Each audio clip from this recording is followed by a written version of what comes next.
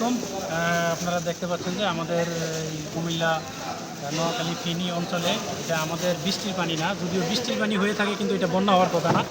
তা আমাদের অনেক লোক ঘুমিয়ে আছে, বাবা মা সন্তানকে নিয়ে ঘুমিয়ে আছে, তার মাঝে দেখা যায় যে শুয়ে আছে, বিছানার উপরে পানি উঠে গেছে। যেটা কোত্থেকে পানিটা আসলো আপনারা সবাই জানেন। তো অনেক অসহায়, অনেক অসুস্থ মানুষ আছে যারা এখনও বন্দি আছে, বা অনেকে উদ্ধার করতে পারছে, অনেকে উদ্ধার করতে পারতেছে না। তো সেই ক্ষেত্রে অনেকের খাবারের সমস্যা, বাচ্চাদের খাবারের সমস্যা, সবারই মোটামুটি খাবারের সমস্যা, বস্ত্রের সমস্যা। আপনারা এটা সবাই ইতিপূর্বে সংবাদ মাধ্যমে দেখছেন। তার মাধ্যমে আমাদের এই এখানে আপনারা দেখতে পাচ্ছেন, এখানে আমরা খেজুর করতেছি, প্যাকেট করতেছি। তারপর ওইদিকে পানি আছে, এইদিকে আপনার চিরা মুড়ি, তারপর হইলো ওইদিকে হইলো আপনার বিস্কিট, তারপর ওইদিকে গুড়। মানে প্রাথমিক যেই খাবারটা, যেটা শুকনা যে খাবারটা, এটা এখানে প্যাকেটিং করা হচ্ছে। এখানে প্যাকেটিংয়ে এখানে আপনারা দেখতে পাচ্ছেন যে আমার অনেক সহযোগীরা এখানে আছেন, সবাই আছেন এখানে। আপনারা দেখতে পাচ্ছেন যে সহযোগীরা অনেক কষ্ট করে রাত থেকে এখন অনেক গভীর রাত্রে প্যাকেট করবো। এই গভীর রাত্রে অনেক কষ্টকে ত্যাগ করেও তারা কিন্তু তাদের কাজ নির্দ্বিধায় চালিয়ে যাচ্ছে।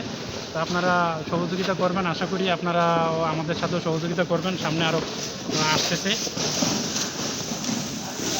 আপনারা আমাদের সাথে সহযোগিতা করবেন, এবং যারা এখনও বন্দী আছে তাদেরকে যাতে উদ্ধার করতে পারে। লোকজন অনেকেই যাচ্ছে, স্বেচ্ছাসেবী দল। তা আমাদের থেকে এটা হলো ক্ষুদ্র একটা প্রচেষ্টা আর কি। আমরা ক্ষুদ্র কিছু যা এখানে আছে তা থেকে আমরা তাদের যতটুকু পারে ভাই আমরা সহযোগিতা করবো আর কি। আপনারাও যে যেখানে আছেন সেখান থেকে একটা দল 8 জন 10 জন করে নিয়ে নৌকা বা বোট নিয়ে বা খাবার সংগ্রহ করে তাদের কাছে পৌঁছে দিবেন। এটাই হলো আমাদের অনুরোধ আর কি আপনাদের কাছে।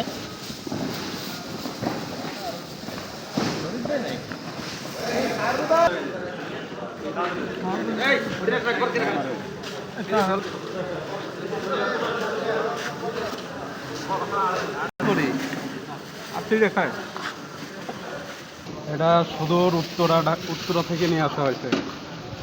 গোপাল উত্তরা একেবারে গাছ থেকে তুলে আনা গোপালগঞ্জের এটা গোপালপাড়া।